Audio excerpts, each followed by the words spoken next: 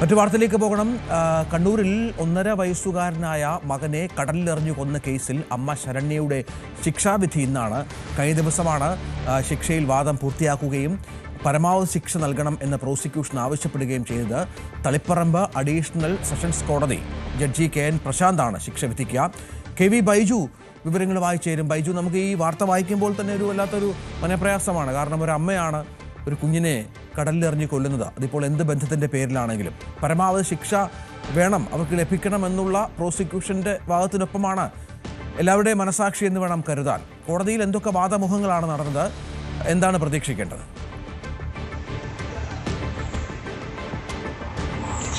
തീർച്ചയായും രഞ്ജിത്തെ, വൈകാരികമായ തലത്തിലുള്ള വാദം തന്നെയാണ് ഇന്നലെ നടന്നത്. ഇതിൽ ആദ്യം പബ്ലിക് പ്രോസിക്യൂട്ടർ U രമേശനാണ് വാദം നടത്തിയത്. അദ്ദേഹം ONPയുടെയും അതുപോലെ തന്നെ അക്കിത്തത്തിന്റെയും കവിതകളിലെ അമ്മയും കുഞ്ഞും തമ്മിലുള്ള ബന്ധം വിവരിക്കുന്ന ഒരു കവിത ചൊല്ലിയാണ് വാദം ആരംഭിച്ചത്. ഈ കേസ് അപൂർവങ്ങളിൽ അപൂർവമായ കേസായി പരിഗണിക്കണം, ഒപ്പം വധശിക്ഷ തന്നെ നൽകണം എന്നായിരുന്നു അദ്ദേഹം ആവശ്യപ്പെട്ടത്. അതിനുശേഷം പ്രതിഭാഗം അഭിഭാഷിക മഞ്ജു ആന്റണി ആയിരുന്നു വാദം നടത്തിയത്. ഇതിൽ അപൂർവങ്ങളിൽ അപൂർവമായ കേസായി പരിഗണിക്കരുത് എന്ന ഒരു അഭ്യർത്ഥന മുന്നോട്ട് വെച്ചു. ഇതിനുശേഷം ജഡ്ജി വളരെ ശ്രദ്ധേയമായ ചില പരാമർശങ്ങൾ നടത്തിയെന്നതാണ് ഇന്നലെ ശ്രദ്ധേയമായത്. ജഡ്ജി ഇതിൽ പ്രധാനമായും ചൂണ്ടിക്കാട്ടിയത് ഇത് യാദൃശ്ചികമായി നടന്ന ഒരു കൊലപാതകമല്ല, കൃത്യമായി ആസൂത്രണത്തോടുകൂടി നടത്തിയ ഒരു കൊലപാതകമാണ്. കൊലപാതകത്തിന് ശേഷം ഒന്നും അറിയാതെ പോലെ തന്നെ ശരണ്യ വീട്ടിൽ വന്ന് കിടന്നുറങ്ങി, കാമുകനെ ഫോൺ വിളിച്ചു. ഇതിൽ മാത്രമല്ല, ഈ ശരണ്യയുടെ വസ്ത്രത്തിൽ ഉണ്ടായ ഉപ്പുവെള്ളത്തിന്റെ അംശം അത് ശാസ്ത്രീയമായി തെളിയിക്കാൻ കഴിഞ്ഞില്ലെങ്കിൽ ഇവരുടെ ഭർത്താവ് കുറ്റക്കാരനായി ആ കുറ്റം ഈ ഭർത്താവിന്റെ മേൽ കെട്ടിവെച്ച് ഹതഭാഗ്യനായ ഭർത്താവ് ഇവിടെ ഈ പ്രതിക്കൂട്ടിൽ ഉണ്ടാകുമായിരുന്നില്ലേ എന്നൊരു ചോദ്യം ചോദിച്ചു. അതുകൊണ്ട് തന്നെ അപൂർവങ്ങളിൽ അപൂർവമായ കേസായി വേണമെങ്കിൽ പരിഗണിക്കാം എന്നും അദ്ദേഹം പറയുകയുണ്ടായി. എന്തായാലും ഇന്ന് ഇതിന്റെ ശിക്ഷാവിധി അത് വളരെ ശ്രദ്ധേയമാണ്. അതുതന്നെയാണ് ഇന്ന് കേരളം കാത്തിരിക്കുന്നത്. അത്രത്തോളം മനുഷ്യ മനസാക്ഷിയെ ഞെട്ടിച്ച ഒരു സംഭവമാണ്. 2021 ഫെബ്രുവരി 17 പുലർച്ചെ 2:45 തയ്യിൽ കടപ്പുറത്ത് ഈ കുഞ്ഞിനെ ശരണ്യ എറിഞ്ഞ് കൊലപ്പെടുത്തിയത്. അതിനുശേഷം കുഞ്ഞ് കരച്ചിൽ കേട്ട് വീണ്ടും ഈ കുഞ്ഞിനെ എടുത്ത് കടലിലെ പാറക്കെട്ടിലേക്ക് വലിച്ചെറിയായിരുന്നു. അങ്ങനെയായിരുന്നു ഒരു കൊലപാതകം. അതിനുശേഷം വീട്ടിലെത്തി ഒന്നും അറിയാതെ പോലെ തന്നെ വീട്ടിൽ വന്ന് കിടന്നുറങ്ങുന്ന സാഹചര്യമുണ്ട്. അങ്ങനെ ഈ കുറ്റം ഭർത്താവിനെ മേൽ കെട്ടിവെച്ച് കാമുകൻ നിതിനുമൊപ്പം ജീവിക്കുക, അതായിരുന്നു ഇവരുടെ ലക്ഷ്യം. ഇതിൽ ഈ കേസിൽ നേരത്തെ തന്നെ ഈ നിതിനെ ഈ ഗൂഢാലോചന കുറ്റം തെളിയിക്കാനാവാത്തത് കൊണ്ട് തന്നെ കുറ്റവിമുക്തനാക്കിയിരുന്നു. ഏതായാലും ഇന്ന് വിധി വന്നതിന് ശേഷം അതിന്റെ ഭാഗങ്ങൾ കൃത്യമായി നോക്കിയതിനു ശേഷം അതിന്മേലുള്ള അപ്പീലും മറ്റു തുടർ നടപടികളിലേക്ക് പോകുമെന്ന് തന്നെ പബ്ലിക് പ്രോസിക്യൂട്ടർ വ്യക്തമാക്കിയത്. എന്തായാലും ഇന്ന് ആദ്യ കേസായി ഇത് പരിഗണിക്കും. അങ്ങനെയാണെങ്കിൽ 11:30 തന്നെ ഇതിന്മേലുള്ള ഒരു വിധി പ്രസ്താവന ഉണ്ടാവുമെന്ന് തന്നെയാണ് പ്രതീക്ഷിക്കുന്നത്. ഇവിടെ ഈ വാദമുഖങ്ങളിൽ ഈ വാദത്തിന്റെ വിചാരണ സമയത്തൊക്കെ അതിനുശേഷമുണ്ടായ വിധിയിലുമൊക്കെ വന്നൊരു പ്രധാനപ്പെട്ട കാര്യം ബൈജു, ഈ കാമുകനും ഈ വിഷയത്തിൽ കൂട്ടുപ്രതിയാണല്ലോ. ഇയാളെ വെറുതെ വിട്ടു എന്നുള്ളത് വളരെ പ്രധാനപ്പെട്ട ഗൗരവതരമായ ഒരു കാര്യമാണ്. സ്വാഭാവികമായും ഇയാളുടെ പങ്കാളിത്തം കൂടി ഈ ചെയ്തിയിൽ ഉണ്ടായിരിക്കാം. ഇതിനെതിരെ അപ്പീലോ മറ്റു കാര്യങ്ങളോ വല്ലതും പ്രോസിക്യൂഷൻ പരിഗണിക്കുന്നുണ്ടോ? അത്തരത്തിലുള്ള നീക്കങ്ങളുമായി ബന്ധപ്പെട്ട എന്തെങ്കിലും സൂചനകൾ അഭിഭാഷകരുടെ ഭാഗത്ത് ലഭിക്കുന്നുണ്ടോ? തീർച്ചയായും അതിന്മേലുള്ള ഒരു അപ്പീൽ അത് നടപടികൾ ഉണ്ടാവുമെന്ന് തന്നെ പബ്ലിക് പ്രോസിക്യൂട്ടർ കഴിഞ്ഞ ദിവസം വ്യക്തമാക്കിയിരുന്നു. ഇതിൽ മാത്രമല്ല, കോടതി ഇതിൽ പോലീസിനെയും അതുപോലെ തന്നെ പ്രോസിക്യൂഷനെയും അത് രൂക്ഷമായി വിമർശിക്കുന്ന സാഹചര്യം ഉണ്ടായിരുന്നു.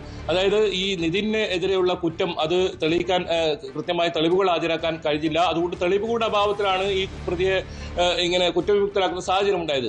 ഏതായാലും അത് ഇന്ന് വിധി വന്നതിന് ശേഷം കൃത്യമായി അത് പഠിച്ചതിന് ശേഷമായിരിക്കും അപ്പീൽ പോകുന്നത് സംബന്ധിച്ച് അത് ഏത് രീതിയിൽ പോകണമെന്ന് സംബന്ധിച്ചൊക്കെ കൂടിയാലോചനകളുണ്ട്. അത് കഴിഞ്ഞ ദിവസം തന്നെ പബ്ലിക് പ്രോസിക്യൂട്ടർ വ്യക്തമാക്കിയിരുന്നു. നിതിനെ വെറുതെ വിട്ട ഈ ഒരു വിധിയിൽ അല്ലെങ്കിൽ ഇങ്ങനെ ഒരു കോടതിയുടെ ഉത്തരവിൽ അതിന്മേൽ കൃത്യമായി പഠിച്ചതിന് ശേഷമായിരിക്കും അപ്പീൽ നടപടികളിലേക്ക് കടക്കുക എന്ന് കഴിഞ്ഞ ദിവസം തന്നെ വ്യക്തമാക്കിയിരുന്നു. ഒന്നാം പ്രതി ശരണ്യ കുറ്റക്കാരിയാണെന്ന് കണ്ടെത്തുകയും പിന്നീട് നിതിനെ കുറ്റവിമുക്തരാക്കുന്ന ഒരു രീതിയായിരുന്നു ഉണ്ടായിരുന്നത്. അന്ന് തന്നെ പബ്ലിക് പ്രോസിക്യൂട്ടർ ആ കാര്യം വ്യക്തമാക്കിയിട്ടുണ്ട്.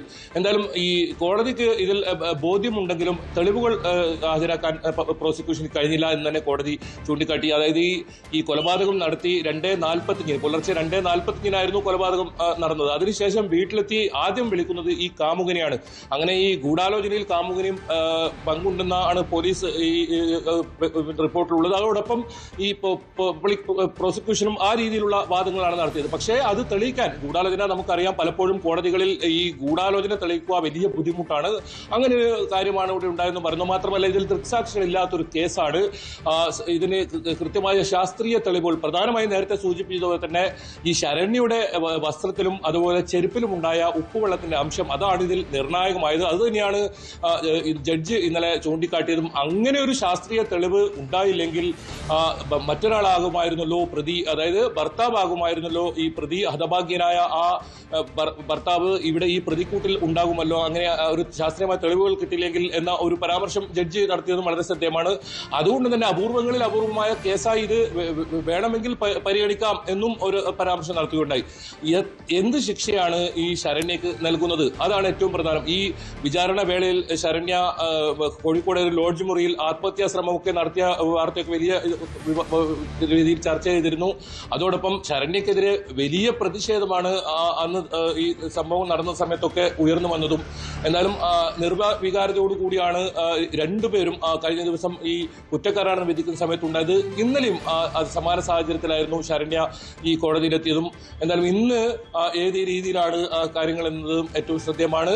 ഇതിൽ എത്രത്തോളം ശിക്ഷ ഈ ശരണ്യക്ക് ഇന്ന് ഉണ്ടാകുമെന്നാണ് ഏറ്റവും പ്രധാനം. പരമാവധി ശിക്ഷയായ വധശിക്ഷ നൽകുമോ, അതല്ല മരണം വരെ തടവ് ശിക്ഷയുണ്ടാവുമോ? അത് ഏതായാലും ഇന്ന് എന്തായാലും വിധി എന്തായാലും ഇന്നുണ്ടാവും. ഇന്നലെ വിധി പറയുമെന്നായിരുന്നു പറഞ്ഞിരുന്നത്. പക്ഷെ വാദം അത് നീണ്ടുപോയി. അതിനെ തുടർന്നാണ് വിധി പറയാൻ ഇന്നത്തേക്ക് മാറ്റിവെക്കുന്ന സാഹചര്യം ഉണ്ടായത്. രഞ്ജിത്ത്. ശരി, KV ബൈജു വിവരങ്ങൾ പങ്കുവച്ചു. കൂടുതൽ വാർത്തകൾക്ക് News 18 Keralam YouTube channel subscribe ചെയ്യുക.